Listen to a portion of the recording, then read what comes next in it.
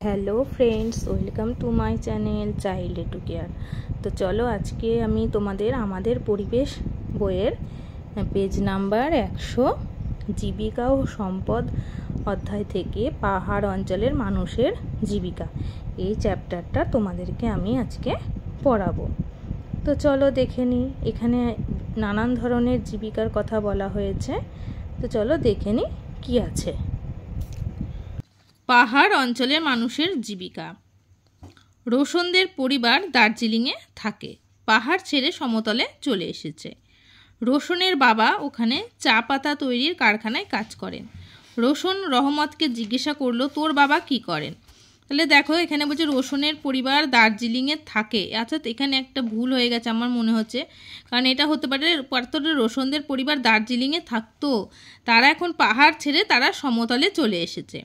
আর রোশনের বাবা ওখানে কি করতেন? না চা পাতা তৈরির কারখানায় কাজ করতেন। তাই রোশন এখন ওর বন্ধু রহমতকে জিজ্ঞাসা করছে যে তোর বাবা কি করেন?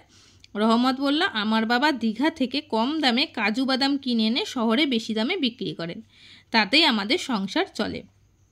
তাহলে এই লাইনটা থেকে তোমরা কি বুঝতে পারলে বলো তো? যে কাজু বাদাম আমরা খাই, তাই তো? কাজু বাদাম কোথায় তৈরি হয় বলো তো? দীঘায়। তাহলে কাজু বাদাম কোথায় চাষ হয়? দীঘাতে কিন্তু খুব কাজু বাদামের চাষ হয়। আর দার্জিলিংয়ে কি হয়? চা পাতা তৈরি হয়।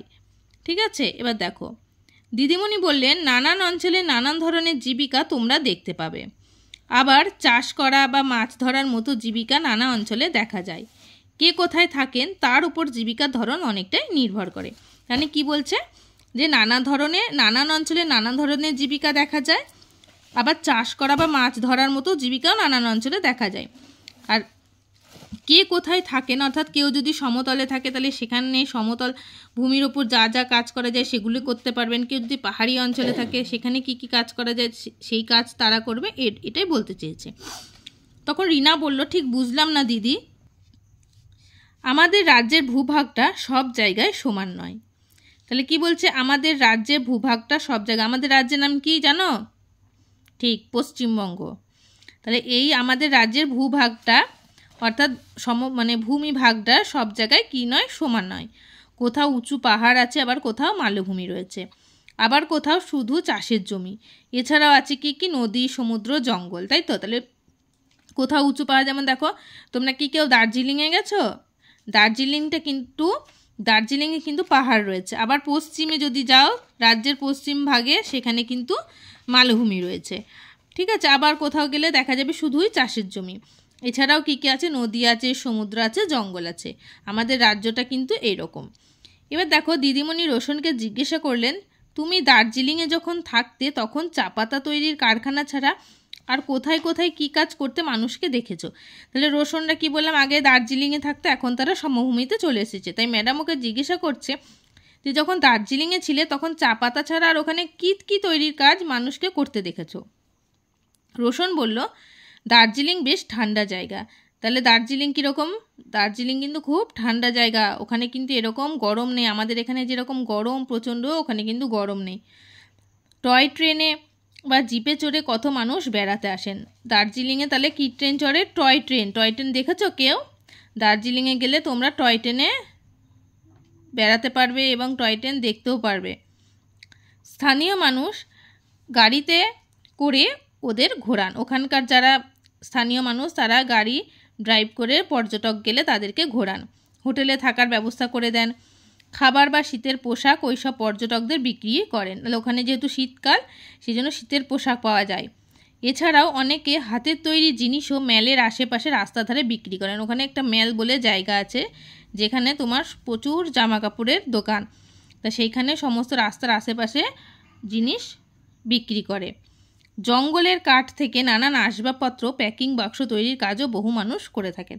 তাহলে ওই যে দার্জিলিংয়ে যে পাহাড়ি অঞ্চল, ওখানে মানুষ কি করে? জঙ্গল থেকে কাঠ কেটে নানান আসবাবপত্র বানান এবং প্যাকিং বাক্স, মানে এই যে ধরো জিনিসপত্র যে বাক্সগুলো করে যায়, সেই প্যাকিং বাক্স তৈরি করেন। তবে কি পাহাড়ে চাষ হয় না? হ্যাঁ, হয়তো। কি চাষ হয় দেখো, ধান আর স্কোয়াশের চাষ হয়।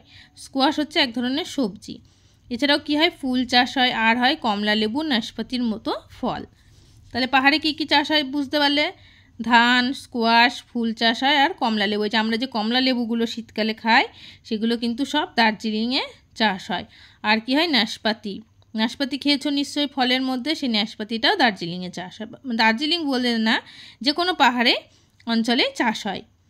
এবার দেখো দিদিমণি বললেন উঁচু নিচু ভূভাগ হওয়ায় ফসল চাষ ভালোভাবে করা যায় না। তাহলে কোথায় উঁচু নিচু ভূভাগ হয় ফসল চাষ করা হয় না? পাহাড়ে। পাহাড়ে তার জন্য কি করতে হয়, দেখো পাহাড়ের গায়ে ধাপে ধাপে চাষবাস করতে হয়। পাহাড়ে গাটাকে কি করতে হয়, সিঁড়ির মতন ধাপে ধাপে কেটে নিয়ে সেখানে চাষ করা হয়। এছাড়াও ওখানের স্কুল কলেজে পড়ানো, অফিসের কাজ আর ব্যবসা করা অনেকের জীবিকা। তাহলে ওখানে এই সমস্ত জীবিকাগুলো হয়, কারণ ওখানকার মানুষও তো ছেলেপিলেরা স্কুলে পড়ে, কলেজে পড়ে, অফিসে কাজ করে, তাহলে সেখানেও তো টিচার চাই। তাহলে ওখানেও কিন্তু এই সমস্ত জীবিকাগুলো আছে। তাহলে এটা গেল কি বুঝতে পারলে, পাহাড় অঞ্চলের মানুষের জীবিকা। তাহলে পাহাড়ি অঞ্চলে কি কি জীবিকা আছে সেটা আমরা পড়লাম। এবার দেখো এই চ্যাপ্টার থেকে কীরকম ধরনের কোশ্চেন আসতে পারে আমি তোমাদেরকে দেখাচ্ছি। তো দেখো কি কি প্রশ্ন আসতে পারে পাহাড় অঞ্চলে মানুষের জীবিকা থেকে। দেখো প্রথমে আমি লিখেছি চা চাষ কোথায় হয়, তাহলে তোমরা জানলে চা চাষ কোথায় হয়। কাজু বাদাম চাষ কোথায় হয়। আমাদের রাজ্যের ভূভাগটা কেমন। টয় ট্রেন কোথায় চলতে দেখা যায়। জঙ্গলের কাঠ থেকে কি কি তৈরি হয়। পাহাড়ে কি কি চাষ হয়। আর কি না, পাহাড়ে ফসল চাষ কেন ভালোভাবে করা যায় না। এবার এই যে ফসল চাষ করা যায় না ভালোভাবে, তার জন্য ভালোভাবে করতে গেলে কি করা হয়, মানে চাষের জন্য পাহাড়ে কি করা হয়।